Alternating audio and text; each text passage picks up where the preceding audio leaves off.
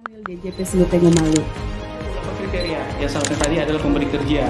Pemberi kerja itu dibagi atas dua ya. Siapa, apakah semua orang pribadi atau seperti apa kawan pajak? Semoga kawan pajak semakin teredukasi dengan informasi perpajakan.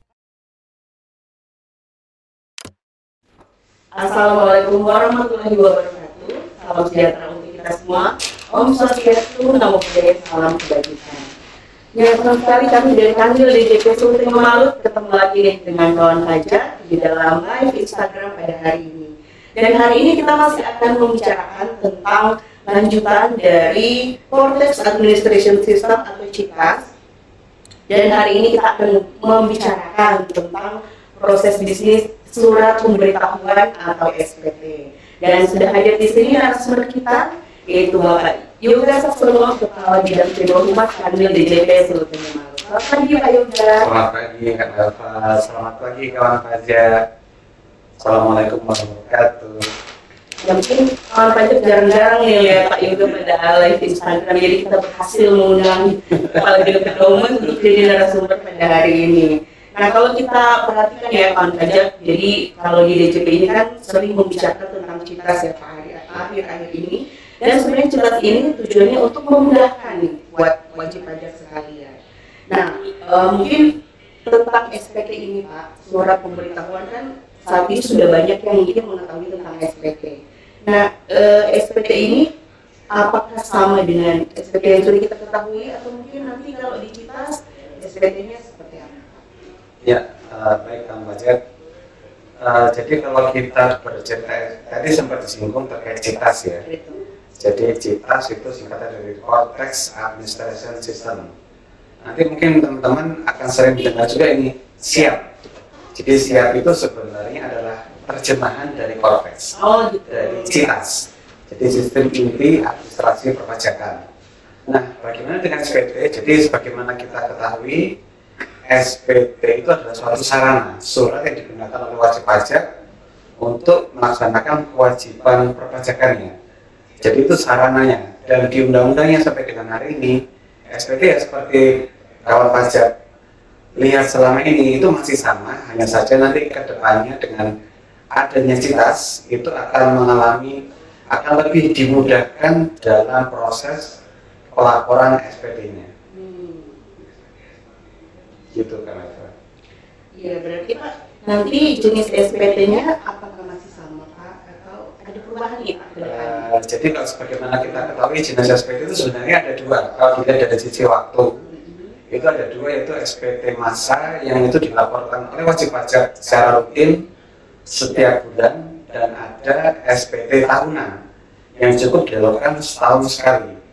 Nah, kalau berdasarkan jenis pajaknya, tadi ada masa, ada tahunan, jenis pajaknya ada PPh, ada PPN, ada juga PBB. Dan ini mungkin nanti akan sedikit kita bahas tentang PBB, nanti ada sedikit kita bahas di belakang. Jadi kalau secara ketentuan sampai dengan hari ini itu masih tetap sama. Walaupun nanti ke depannya cara pelaporannya lebih dipermudah dan diefisienkan. Betul. Nah Pak, dengar-dengar kan kalau melaporkan SPT nanti kan ada dua tahapan Pak ya. Tahapan apa sih Pak itu? Jadi sebagaimana kawan pajak ketahui bahwa dalam pelaporan SPT itu sebenarnya dari dulu sampai sekarang sama, tidak ada perubahan sebenarnya. Jadi pertama tentunya harus ada persiapan sebelum melaporkan SPT. Setelah persiapannya selesai, baru dilakukan proses penyampaian SPT. Perbedaannya di mana? Nanti di persiapan itu akan ada dibantu oleh CITAS kita. Pada saat penyampaian itu juga pasti akan full dilakukan oleh CITAS kita juga. Oh gitu, jadi mungkin dalam beberapa hal ada, kalau sekarang masih dikumpulkan secara manual gitu Pak ya. Betul ya. Nanti kedepannya sudah otomatis. Ya. Nah mungkin Bapak bisa jelaskan nih Pak tahapan-tahapan ini. Jadi kalau seperti yang saya sampaikan bahwa dari dulu sampai sekarang sebenarnya sama. Iya. Ada persiapan, ada proses penyampaian.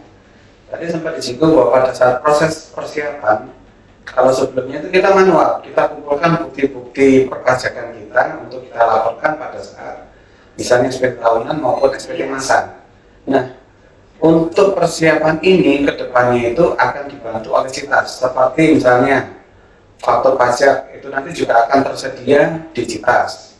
kemudian bukti potong, bukti pungut yang sudah pernah diterbitkan melalui e-Bupot maupun lewat SPT unifikasi, itu semuanya akan tersedia sehingga wajib pajak tidak perlu lagi mencari hard copy. Karena konsepsi CITAS ini adalah semuanya based on elektronik, web based, sehingga semuanya serba digital. Kemudian juga tentunya tidak lupa adalah masalah dengan laporan keuangan kalau SPT tahunan. Laporan keuangan yang mereka berapa peredaran brutonya maupun yang nantinya terbentuk dalam suatu electronic statement. Oh, gitu. Jadi lebih mempermudah nih kalau pajak. Lebih mempermudah sebenarnya. Iya. Jadi tidak perlu lagi cari mana ini berkasku yang Nah, itu Pak. bulan Januari, dicarinya di tahun depan. Jadi kita nggak perlu cari lagi. Apalagi bukti potong karena semua datanya nanti ada di sistem digital itu, sehingga wajib pajak tinggal melihat saja di sistem saya punyanya apa. Nah dari situlah kemudian mereka siapkan untuk laporannya. Gitu. Nah, tahap yang kedua nih Pak. Nah kalau tadi sudah terrekap semua data-datanya digital tadi, tahap kedua adalah terkait dengan penyampaiannya. Nah penyampaian selama ini kalau pajak kita ketahui ada 3 kan sebenarnya caranya ya. Iya. Ada yang by sistem lewat online, seperti sering kita lakukan yaitu lewat DJP online, kemudian bisa juga lewat pengusaha, lewat jasa pihak ketiga untuk melaporkannya, atau secara manual. Jadi intinya sebenarnya cuma 2 aja, elektronik atau manual. Yang elektronik itu bisa lewat DJP online atau lewat PJAP, pengusaha jasanya untuk laporan perpajakan. Kalau manual bisa datang ke KPP atau dikirim secara pos kurir. Jadi sebenarnya intinya 2 saja. Jadi lebih mudah nanti Pak. Jauh lebih mudah sebenarnya, karena kalau dengan sistem CITAS intinya pelaporan itu 7 kali 24 jam waktunya. Mantap sekali Pak. Nah berarti Pak, antara tadi Bapak sempat singgung tentang PJAP Pak ya. Nah ini apakah PJAP-nya dilaporkan dua-duanya atau pilih salah satu Pak kalau ada CITAS-nya? Bisa dipilih salah satu sebenarnya. Jadi apakah menggunakan DJP online? Jadi nanti kami menyebutnya portal wajib pajak untuk saat ini. Jadi bisa lewat portal wajib pajak sendiri, jadi wajib pajak lapor sendiri, ataukah bisa memilih menggunakan PJAP. Perbedaannya hanya satu, kalau lewat portal wajib pajak itu adalah gratis.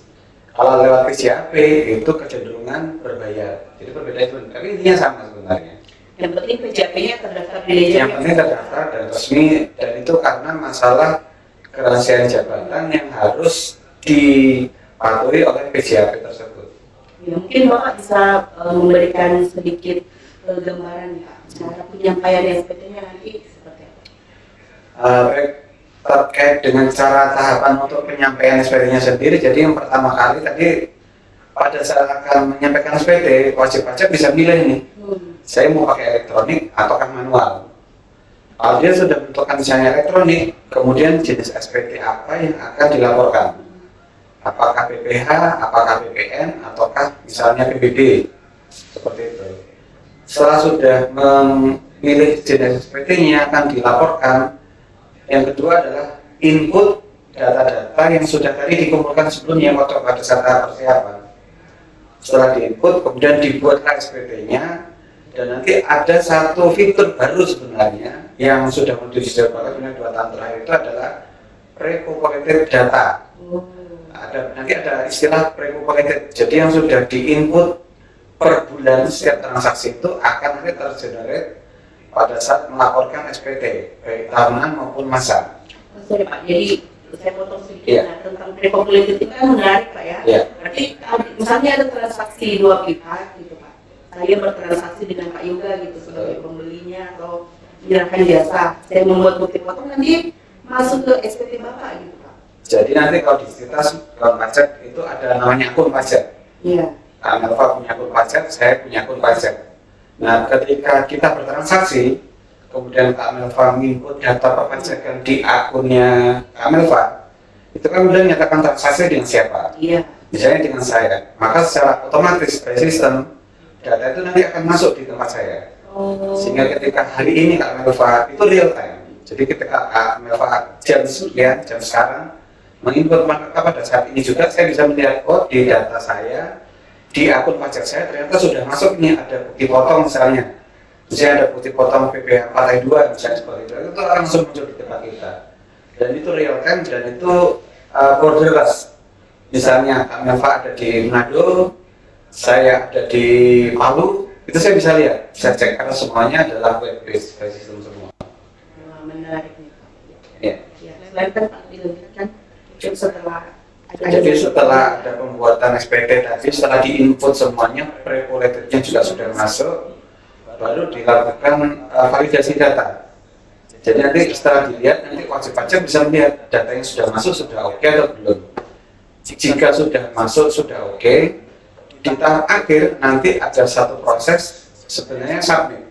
Nanti kalau selama ini kita menyebutnya submit, nanti kedepannya istilahnya itu menjadi klik bayar dan lapor. Jadi pada saat klik, jadi sebelum ditekan klik bayar dan lapor, tolong dicek terlebih dahulu apakah semua yang diinput itu sudah benar ataukah masih perlu dilakukan perbaikan. Jika sudah benar, maka bisa diklik bayar dan lapor. Ketika diklik bayar dan lapor, maka pada saat itu juga akan meng-create kode billing. Jadi kalau selama ini ketika SPT kurang bayar, itu kan kita buka aplikasi sendiri nih. Iya. Kita buka aplikasi sendiri, kita meng-create ID billing sebelum kita setor. Nah, ke depan di Citas nggak perlu lagi. Jadi ketika kita sudah di akhir SPT, itu kita tinggal klik bayar dan lapor, langsung pada saat itu akan tergenerate ID billingnya. Jadi itu harapannya tidak ada kesalahan dalam pembuatan ID billing. Yang sebenarnya selama ini sering terjadi. Nah, kalau ID billingnya sudah tercreate, setelah disetor, itu nanti tinggal diinput NTPN-nya. NTPN-nya diinput ke sistem, maka penerbitan tanda terima akan langsung tergenerate. Nah, ini kedepannya memang ini sedang dirancang dan sudah dirancang sebenarnya DJP sudah bekerjasama dengan beberapa perbankan bahwa nanti untuk Citas ini akan terkoneksi dengan M-Banking dari wajib pajak. Sehingga ketika tadi ID billing tergenerate, maka ketika membuka M-Banking wajib pajak itu ketika wajib pajak bayar di M-Banking, maka NTPN-nya akan langsung masuk ke Citas. Sehingga udah nggak perlu lagi copy paste NTPN udah nggak perlu lagi. Jadi langsung masuk, langsung mendapatkan tanda terima. Iya, jadi nanti buat wajib pajak mungkin yang udah bayar tapi lupa lapor ini tidak akan terjadi lagi nih Pak. Tidak akan terjadi, mudah-mudahan tidak terjadi karena nanti ada fitur-fitur yang bisa menyiapkan wajib pajak. Baik, nah untuk kawan pajak yang sedang menyaksikan live Instagram hari ini bisa menyampaikan pertanyaan atau mungkin ada pendapatnya, silakan sampaikan di kolom chat. Nah, mumpung ada Pak Yoga nih yang jadi narasumber kita, akan jawab oleh narasumber kita secara langsung. Nah Pak, mungkin sekarang saya ingin bertanya tentang apa sih Pak yang baru di dalam Citas ini? Jadi kalau kita bercerita, kita ceritanya SPT, apa yang di SPT yang di Citas memang ada beberapa fitur baru sebenarnya. Yang sebenarnya fitur itu di manualnya sudah ada, yang sekarang kita bawa secara sistem supaya memudahkan wajib pajak. Karena tadi tujuan di awalnya efisiensi dan kemudahan. Nah, salah satunya adalah fitur penghitungan angsuran PPh pasal 25, yang kalau kita tahu di SPT itu di belakang itu ada pajak terutang per 12, gitu ya. Nah, tetapi ada kekhususan untuk jenis-jenis usaha tertentu seperti di wajib pajak yang di bursa, kemudian BUMN, BUMD dan wajib lainnya, perbankan itu untuk penghitungannya itu agak sedikit spesifik. Nah, di dalam sistem ini di Citas nanti itu akan sudah ada menunya sehingga mereka tidak perlu lagi membuat perhitungan yang tersendiri. Karena kalau yang sebelumnya setiap misalnya perbankan setiap triwulan mereka harus melaporkan untuk menghitung pasal 25-nya. Nanti tidak perlu lagi karena di Citas nanti sudah ada fitur untuk penghitungan tersebut. Itu sih. Itu untuk PPh. Kemudian ada lagi PBB. Nah, ini yang menarik PBB sebenarnya. Jadi di PBB itu ada surat pemberitahuan juga, namanya SPOP, surat pemberitahuan objek pajak bumi dan bangunan. Nah, kalau ini mungkin tidak banyak wajib pajak yang memanfaatkan ini karena ini hanya wajib pajak yang saat ini memiliki objek pajak PBB. Kami menyebutnya P3L. Jadi yang punya perkebunan, yang punya perhutanan, punya pertambangan, dan lainnya ini biasanya seperti perikanan. Jadi untuk SPOP PBB ini juga tadinya itu ada aplikasi tertentu, mulai 2 tahun terakhir itu ada aplikasi tertentu untuk laporan SPOP, ke depan itu semuanya nanti akan masuk di dalam CITAS. Jadi CITAS itu kalau Bapak Ibu sekalian itu ada beberapa aplikasi itu kita jadikan satu. Jadi cukup login di satu tempat itu nanti Bapak Ibu yang sudah dilayani dari PPB, PPH, PPN, semuanya akan terlayani. Mungkin yang belum ke depan mungkin yang kali ya. Karena ceritanya berangkat ada sedikit ada perbedaan di dalam sistemnya. Kemudian kita juga terkait yang baru adalah PPN. Nah di dalam SPT masa PPN itu ada beberapa yang baru yang selama ini secara manual, contohnya permintaan nomor seri faktur pajak. Selama ini permintaan nomor seri faktur pajak itu diminta secara manual. Kemudian setelah itu diminta juga ada yang by sistem tapi dicatat. Nah kedepannya sudah tidak dicatat lagi. Dalam artian apa? Nanti akan nomor serinya itu ada namanya auto generate. Jadi ketika kita akan memberikan faktur, maka nomornya juga sudah akan tersedia. Otomatis tersedia. Jadi tidak perlu lagi minta, oh jatah faktur saya tinggal 100, oh tinggal 10, saya minta lagi, nggak perlu lagi. Jadi auto generate setiap kali memberikan faktur akan tergenerate nomor seri faktur pajak. Kemudian kompensasi pajak masukan, kompensasi kelebihan bayar. Jadi apabila ada kelebihan bayar selama ini kawan pajak, kita tidak tahu nih berapa lebih bayar yang kita miliki yang bisa kita kompensasikan untuk masa tertentu misalnya. Nah di fitur ini nanti SPT PPN ini kita bisa tahu nih, oh misalnya sekarang bulan apa ya? Sekarang bulan Juni. Oh ternyata bulan Januari kemarin saya punya lebih bayar loh yang bisa saya kompensasikan. Selama ini kan kita buka dulu ini SPT-nya. Kita lihat dulu Januari ada lebih bayar enggak. Kemudian kita lihat lagi Februari dikomplain enggak, Maret dikomplain enggak, sampai dengan bulan Juni.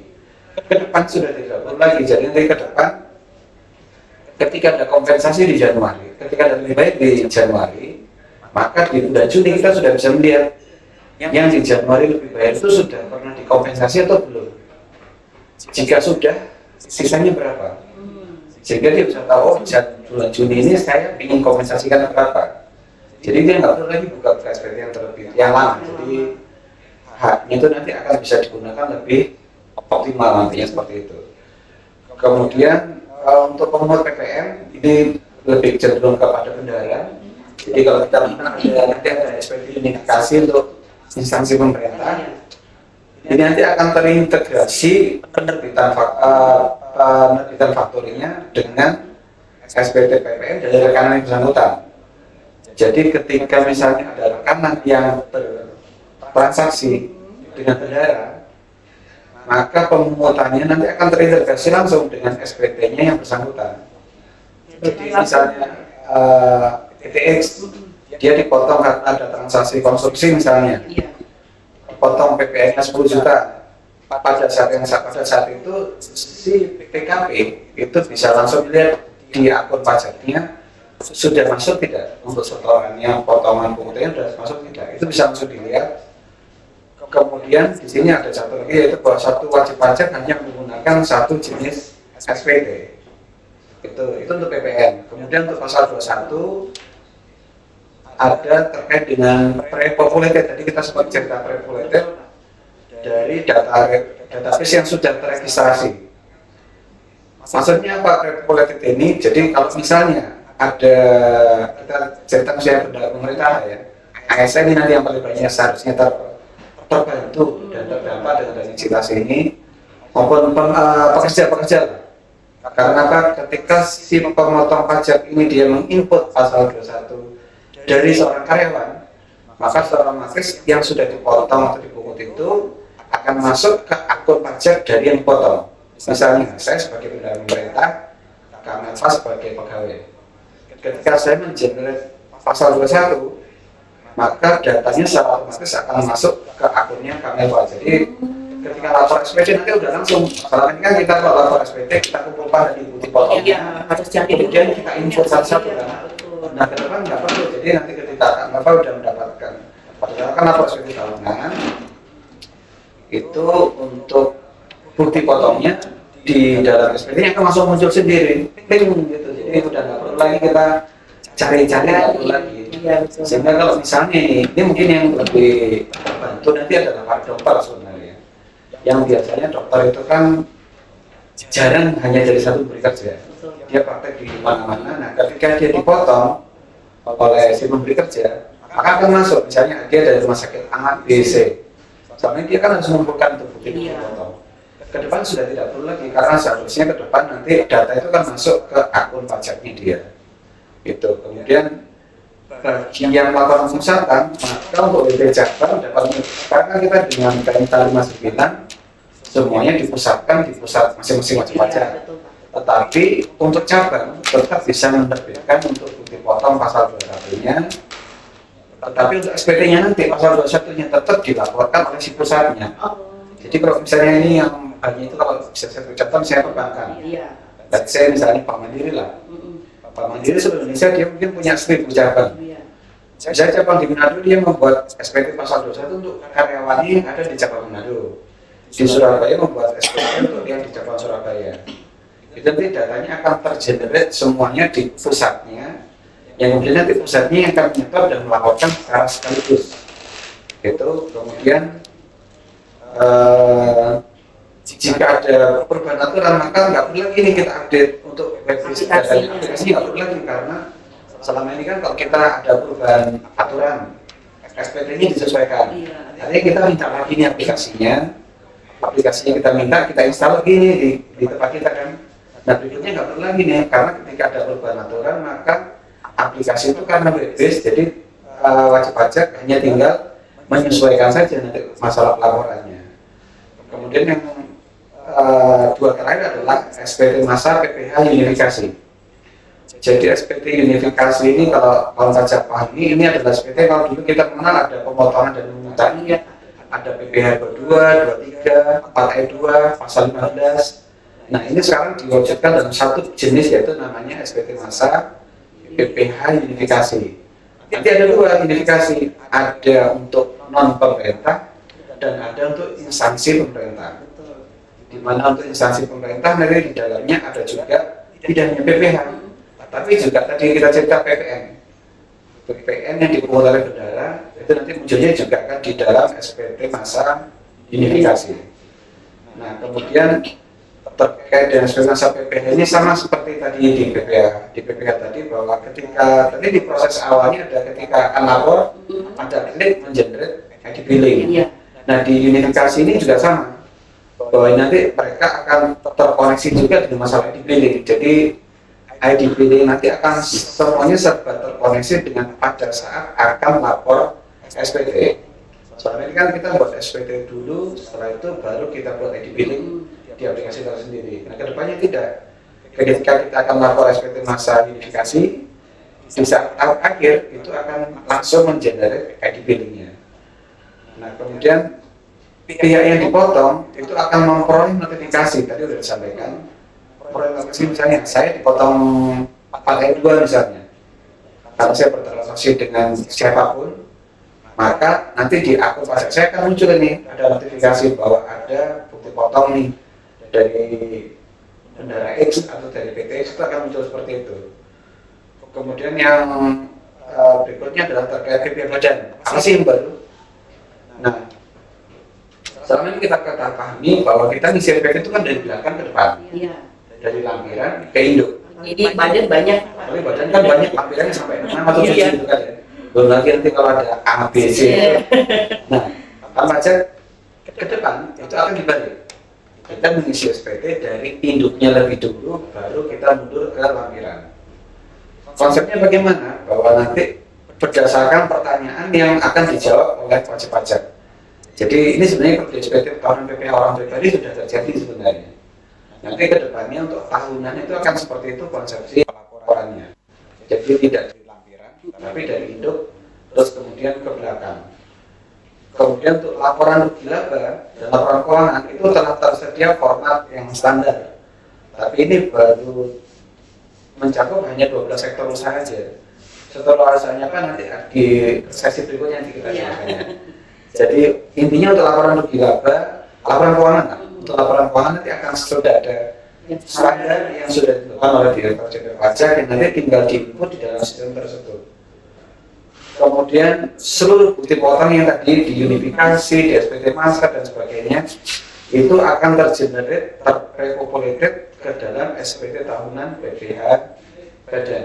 Jadi masuk langsung nanti ada bukti potong dan sebagainya, ada PPh 22, ada 4E2 akan masuk semua. Jadi mereka nanti tahu, oh sebenarnya omset saya berapa sih, seperti itu.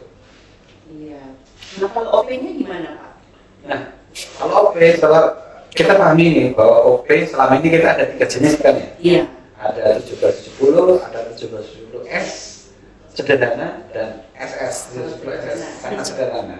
Untuknya Mbak Tri kalau SN sekali. Jadi kedepannya kawan pajak SPT PPOP yang tadinya 3 model itu akan menjadi hanya 1 model saja, sehingga pengisiannya nanti diharapkan akan lebih mudah.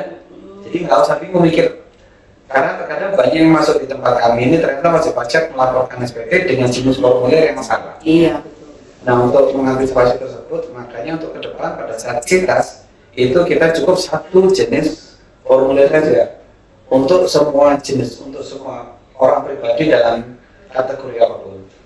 Nah, cara pengisian yang sama dengan yang tadi badan, dimulai dari induk dan menjawab pertanyaan-pertanyaan, misalnya omset netonya berapa dari depan ke belakang.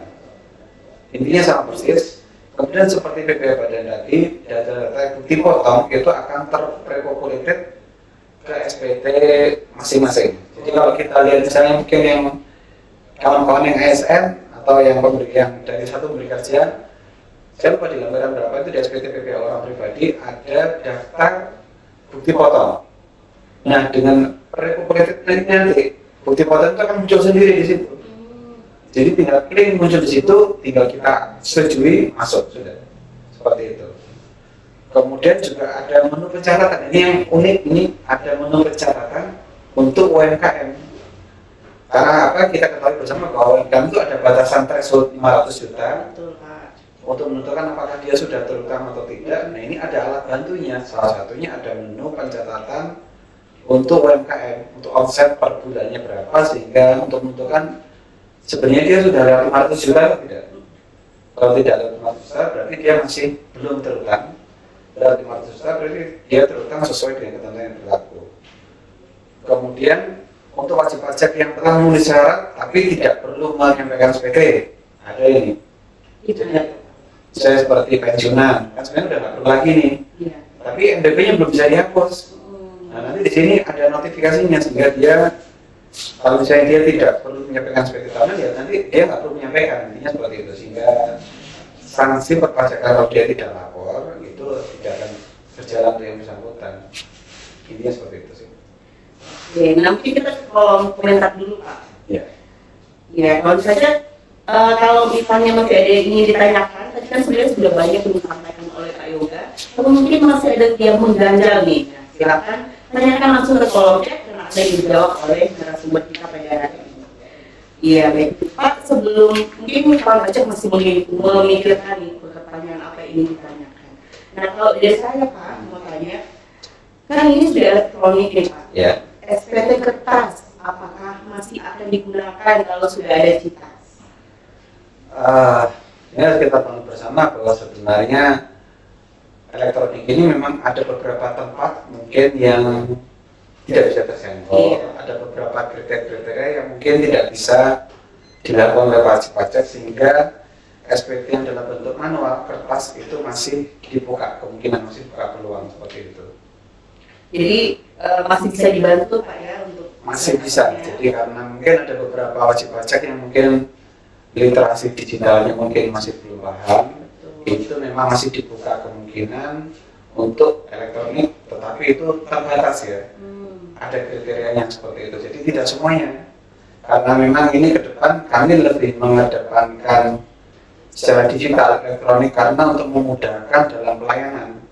Karena nanti kan permohonan kita semuanya akan banyak dilewati melalui elektronik seperti ini, seperti yang sekarang sudah terjadi itu adalah untuk keberatan sudah bisa lewat elektronik, ada e-objection, kemudian PBK, ada e-BPK, sehingga harapannya ke depan juga akan memudahkan masyarakat untuk memenuhi kewajiban perpajakannya.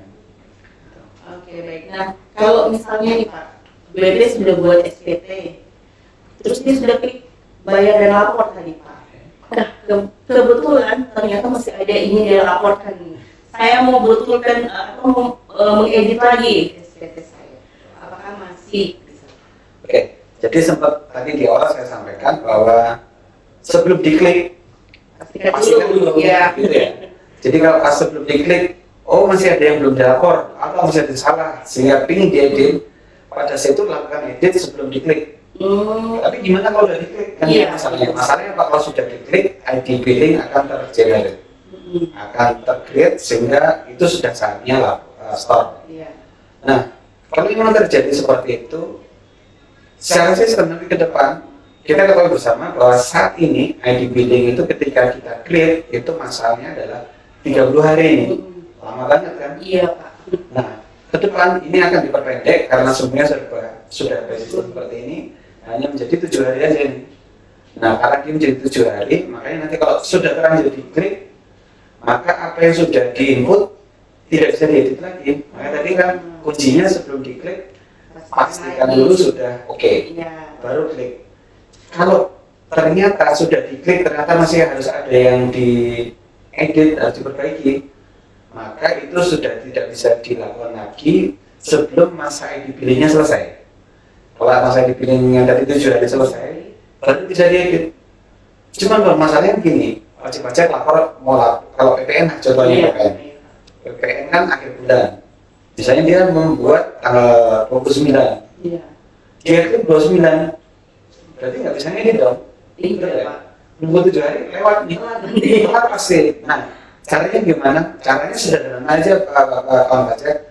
Caranya udah submit saja laporannya. Setelah itu sebenarnya kawan pajak ada hak untuk melakukan pembetulan SPT.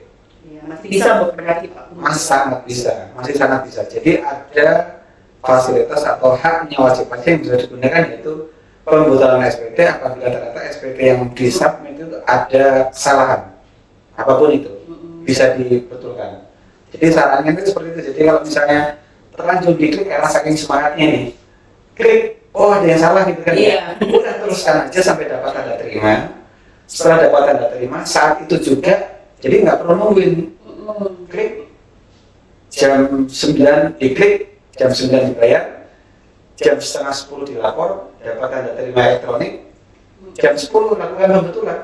Bisa kan kita udah 7 kali 24 jam itu. Kalau selama ini kan kita datang ke KPP, dapat tanda terima, balik kantor, bikin pembetulan. Kalau sekarang nggak perlu, cukup di tempat, dimanapun berada, kita bisa store, bisa lapor, dan seterusnya. Iya, baik. Nah, seru sekali nih kawan pajak perbincangan dengan Pak Yoga sampai tidak terasa sudah lebih dari 30 menit ya Pak. Masih banyak yang ingin saya tanyakan, sebenarnya daftar pertanyaan saya masih banyak, tapi karena ya waktu juga yang akan memisahkan kita. Dan terakhir mungkin kita ingin minta closing statement-nya nih Pak dari Pak Yoga buat kawan pajak sekalian. Baik kawan pajak sekalian, pertama-tama saya mengucapkan terima kasih untuk kawan pajak yang sudah tepat waktu lapor SPT maupun yang mungkin terlambat juga. Terima kasih sudah memenuhi kewajiban perpajakannya sesuai ketentuan yang berlaku. Nah, ke depan kawan pajak dengan adanya CIPTAS ini mohon dapat diikuti dengan seksama karena nanti akan banyak kemudahan-kemudahan sebenarnya yang bisa diikuti oleh para wajib pajak. Dan saya mengingatkan juga untuk para wajib pajak ada pemadanan NIK menjadi NPWP. Nah, bagi yang belum, ini kami ingatkan kembali, mohon dapat disegerakan karena terakhirnya bulan ini, tanggal 30 Juni seharusnya sudah selesai seluruhnya pemadanan NIK. Yang kemarin di berita terakhir, kami lihat datanya masih ada 600.000 lagi nih. Sebenarnya yang belum, itu di Indonesia ya, bukan di tempat kita aja, jadi seluruh Indonesia masih ada 600.000 lagi wajib pajak yang belum melakukan pemadanan NIK menjadi NPWP. Karena kalau tidak dilakukan pemadanan, salah satu dampaknya apa? Dampaknya tadinya ada pre-populated, nanti itu bisa jadi akan menjadi tidak berjalan dengan yang seharusnya. Jadi harusnya begitu, misalnya tadi kami alpha input, saya dapat datanya. Begitu nanti kalau tidak, ini NPWP tidak menjadi NPWP, bisa jadi itu akan terganggu karena datanya menjadi belum sinkron. Karena ke depan sebagaimana di Undang-Undang HPP bahwa kita akan sudah menggunakan single identification number, yaitu NIK sebagai NPWP. Itu jadi closing statement saya, mohon kaum pajak dapat terus mengikuti berita-berita dari kami, kantor Solo Tempo Malut maupun dari kantor pusat dari Dijen Pajak RI terkait apa sih itu Cintas kan ya. Kemarin kalau salah sudah disebutkan masalah daftar, bayar, hitung. Sekarang kita lapor ini. Iya. Nah sekarang ini lapor. Setelah lapor apa masih banyak lagi sebenarnya. Yang nanti fitur-fitur yang bisa dipelajari dan diketahui oleh kaum pajak. Itu aja kami Pak, terima kasih. Baik, terima kasih Pak Yuga atas kehadirannya di studio ini. Dan dengan demikian informasi yang sudah disampaikan oleh Pak Yuga, semoga kawan pajak semakin teredukasi dan memperoleh informasi perpajakan yang terkini. Nah, apabila masih ada pertanyaan yang mungkin masih mengganjal kawan pajak sekalian, silakan DM ke akun Instagram @pajak_solo_tempo_malut. Nanti admin kita akan selalu siap untuk menjawab pertanyaan-pertanyaan yang kawan pajak sampaikan. Demikianlah ide kita hari ini, dan kami mohon maaf apabila ada kesalahan atau ada perkataan yang kurang berkenan, dan semoga informasi yang kami berikan itu selalu memberikan insight yang baru untuk kawan pajak sekalian. Terima kasih kawan pajak. Wassalamualaikum warahmatullahi wabarakatuh. Shalom, Om Santi Santi Om. Terima kasih. Sampai jumpa. Sampai jumpa.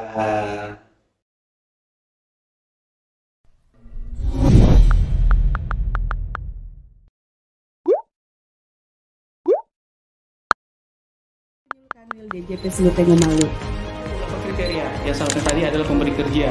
Pemberi kerja itu dibagi atas dua ya. Siapa Pak? Apakah semua orang pribadi atau seperti apa? Kawan pajak, semoga kawan pajak semakin teredukasi dengan informasi